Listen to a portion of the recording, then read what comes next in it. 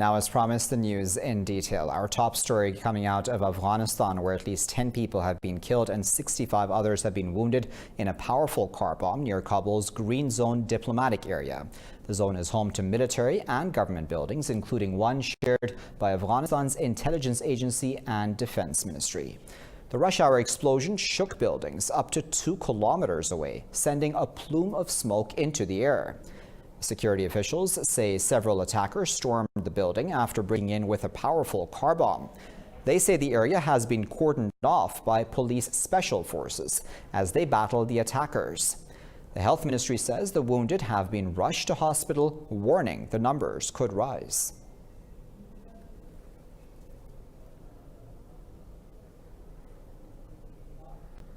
On to Sudan now, where 7 protesters have been killed while over 180 others have been injured in a rally demanding civilian rule in the country. Tens of thousands of protesters marched on the presidential palace. The military used live ammunition, stun grenades, and tear gas to disperse the crowds gathered in Khartoum. Protesters say the demonstrations will continue until justice is served for the victims of the June 3rd Khartoum massacre. Earlier, security forces arrested a number of protest leaders during raids on their houses and offices.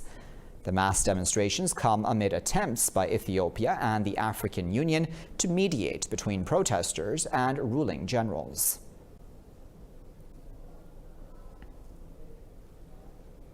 In Libya, meanwhile, Khalifa Haftar's forces have claimed they've destroyed a Turkish drone at Tripoli's only working airport in Mitiga. LNA spokesperson says the drone was being used to spy on them. This comes as the leader of the Eastern Forces has declared a state of general mobilization in the country. Earlier, Eastern Forces captured 6 Turkish nationals in Libya, flaring up tensions with Ankara. The government warned the Eastern Forces of consequences if the citizens are not released immediately. Turkey's Defense Minister Hulusi Akar says there will be a very heavy price for hostile attitudes or attacks.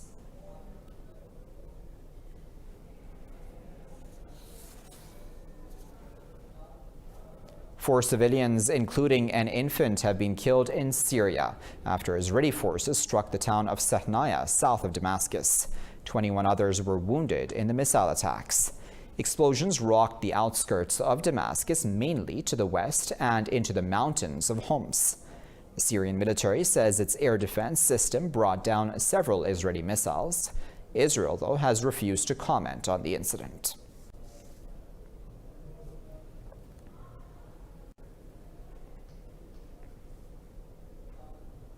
Human Rights Watch says Western donors must be sure their contributions to Syria don't fuel repression.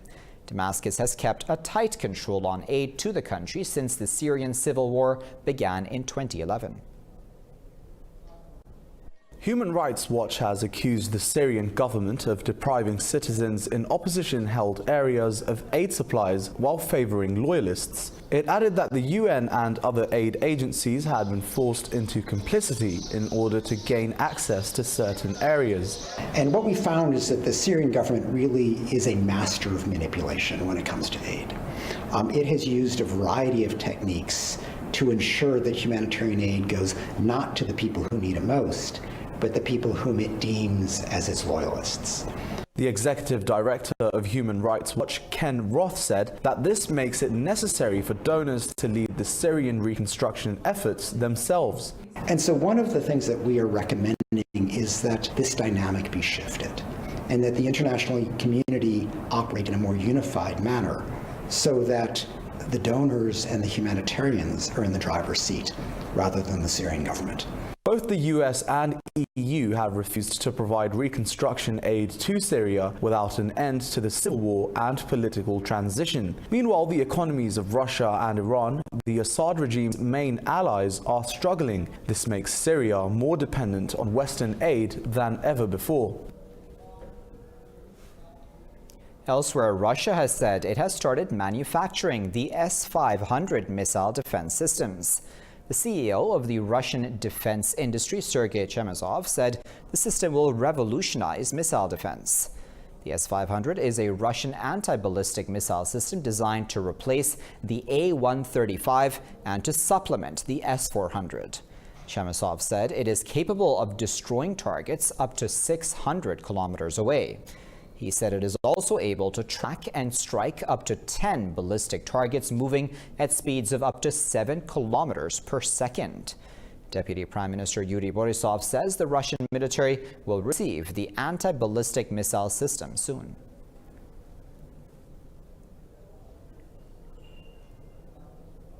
A small aircraft has crashed at a Texas airport, killing all 10 people on board.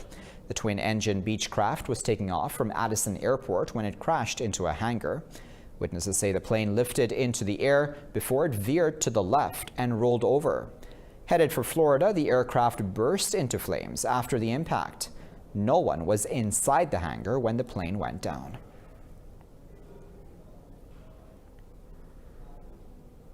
In news coming out of Venezuela, the government has confirmed the death of an army officer in custody. Captain Rafael Acosta was arrested over his alleged involvement in a coup plot against President Nicolas Maduro. Opposition leader Juan Guaido has accused the government of torturing the officer in detention. Chief Prosecutor Tariq Saab says his office is investigating the death. This comes after United Nations Human Rights Chief Michelle Bachelet visited Venezuela to probe rights violations. The world's top oil-producing countries are meeting in Vienna today to decide on extending cuts in production beyond June. Non-OPEC partners led by Russia will join the talks on July 2nd. The meeting, originally scheduled for June, was delayed at Moscow's request.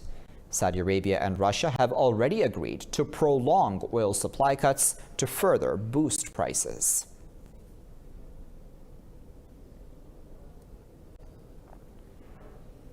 Pakistan says it is committed to durable peace in Afghanistan and wants a positive outcome from the ongoing talks between the U.S. and the Taliban. Foreign Minister Shah Mahmood Qureshi says dialogue with Afghanistan is progressing in the right direction. This comes after the Afghan President Ashraf Ghani's two-day visit to Pakistan.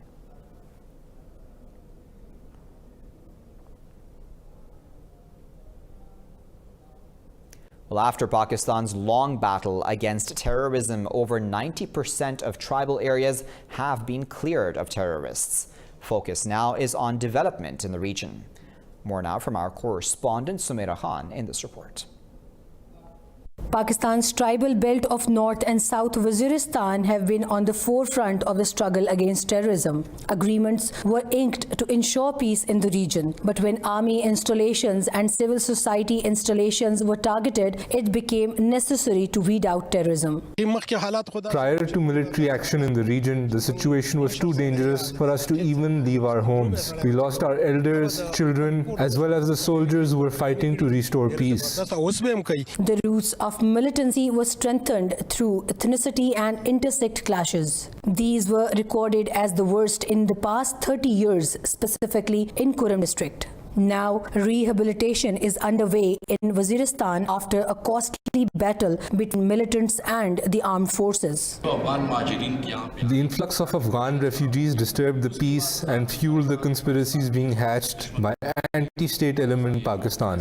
Things got even worse in Parachinar. Before the refugees came, there had never been sectarian clashes in this area.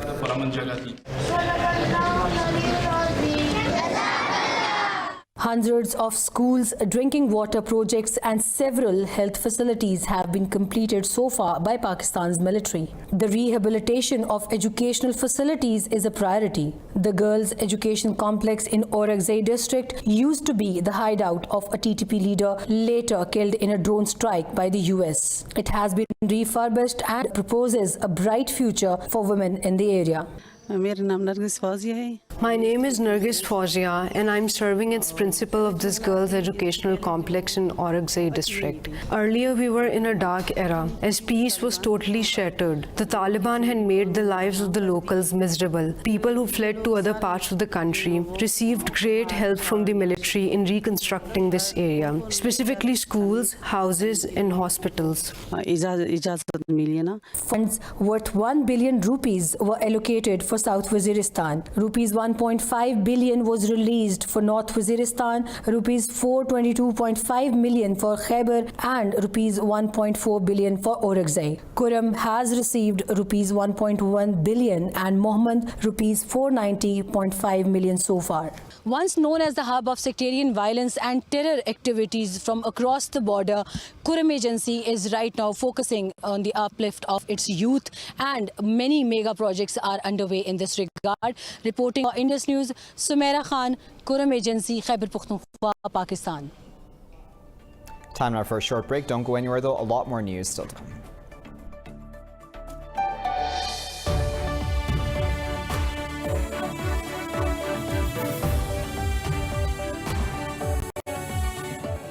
Let's begin this segment of the Bulletin in Africa.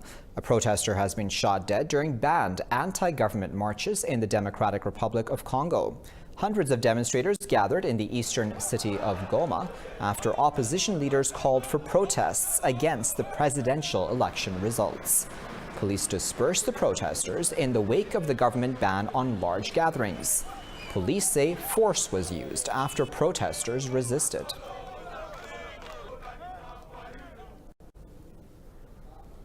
Well, polling has ended in Togo for the first local elections there in 32 years. The voting comes 2 months after Parliament approved 2 more 5-year terms for incumbent President Faure Gnassingbé. 8,000 security officials were deployed to ensure smooth voting in the tiny West African country. Togo elected its previous councillors for 5-year terms, but they remained in power for 14 years. Since then, the government has been selecting local representatives.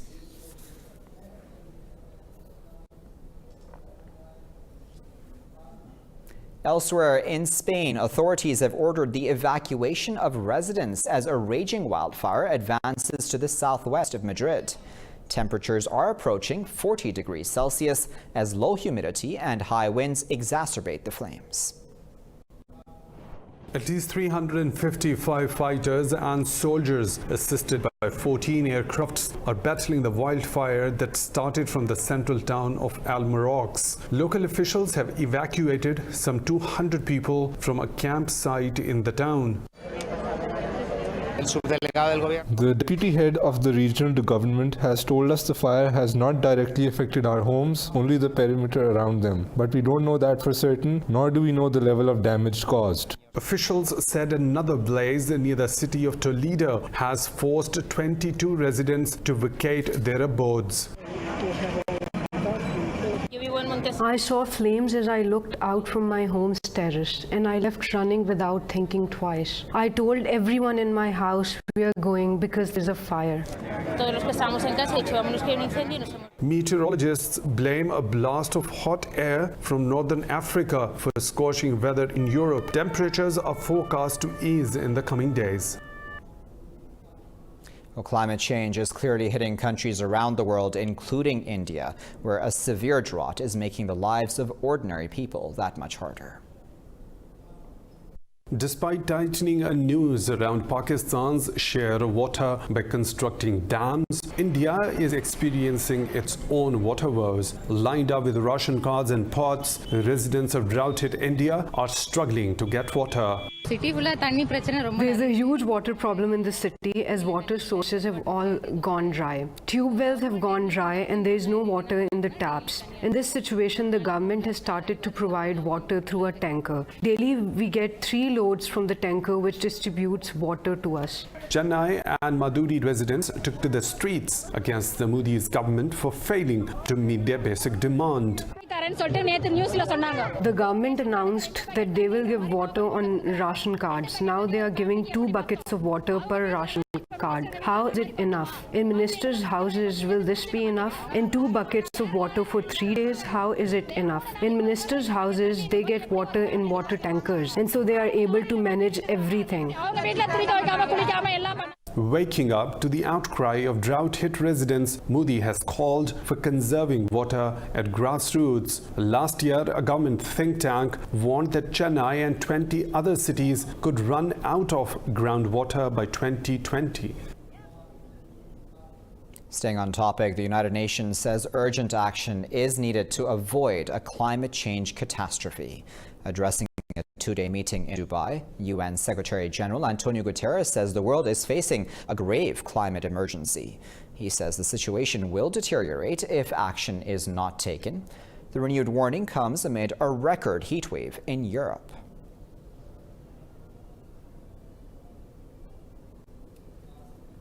Well, as Washington and Tehran become increasingly hostile towards each other, Iran remains one of the most misunderstood countries on the planet.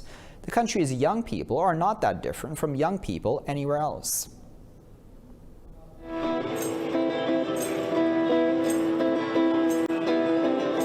Like all major cities, Tehran is full of restaurants, coffee shops and parks. These are the places young Iranians like to spend their time. Honestly, most of the time they go out, but even if they are at home, they are usually on their phones talking to their friends. Generally speaking, I think that girls and boys spend more time with their friends rather than their family. Newly imposed sanctions are expected to make life harder for ordinary citizens. There are also increased tensions between Iran and the US, but people don't believe a war is coming. No military conflict will be happening. There will be politics involved, and politics are dirty. To be sure, they will talk together behind closed doors and make some deals and trade information, and nothing will happen. Don't worry. Some Iranians express pride that their government has refused to bow down to the US. Iran showed its power with the armed attack it had and brought down America's drone. And I think after this, they understood Iran's true power, and these are bluffs for them.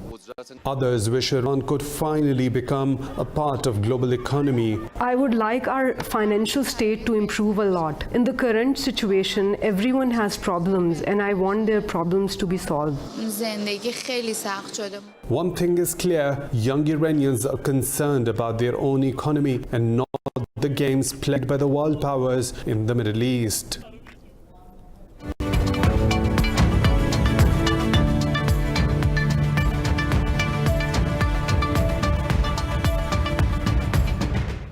Let's begin business news in Japan, which has imposed restrictions on exports of high-tech materials used in smartphone displays and chips to South Korea. Under the new rules, companies must obtain permission for each batch they wish to send to Seoul. The Ministry of Economy, Trade and Industry says the tighter export controls will go into effect from July 4th. Japan says it is considering removing South Korea from its list of preferential trade partners. South Korean tech giants Samsung and LG Electronics will be affected by the new restrictions. This comes after South Korean courts ordered Japanese firms to compensate victims for forced labor during World War II. Calling the curbs a violation of WTO rules, Seoul says it will respond firmly.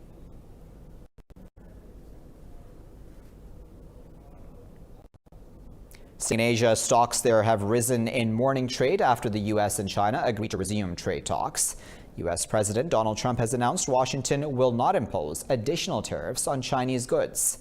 The development boosted global markets jittery from the U.S.-China trade war. Japan's Nikkei 225 and Chinese mainland stocks are trading more than 1.5% higher in the morning session. In South Korea, the Kospi also rose slightly. Hong Kong's Hang Seng Index slipped 0.28% amid protests in the territory. Oil prices rose by over $1 a barrel after some OPEC countries endorsed supply cuts for another 6 to 9 months. Brent crude futures surged almost 2% ahead of that OPEC meeting today. U.S. crude futures also jumped to 2%.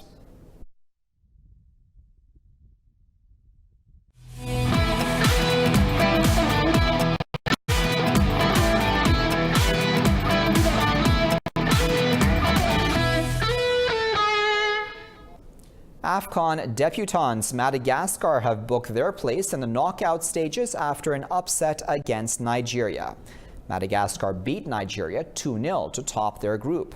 Lenina Nomenjahanari gave the Madagascar a shock 12th-minute lead in Alexandria after pouncing on Honduras defending. Charles Adrian Mancinaro then sealed victory with a heavily deflected free kick in the 53rd minute. This was his second goal in 3 games. Madagascar will take on the third-place finisher from any one of Groups A, C, or D.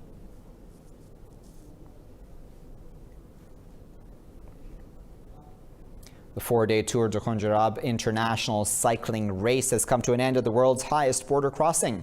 90 riders from 13 teams, including Sri Lanka and Afghanistan, took part in the race. Najibullah of Wabda won the 4th stage.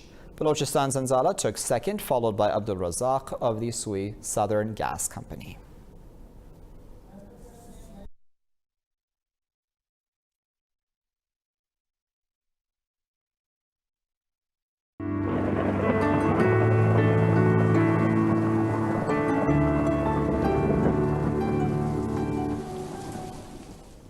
Time now to find out what the weather is like around the world.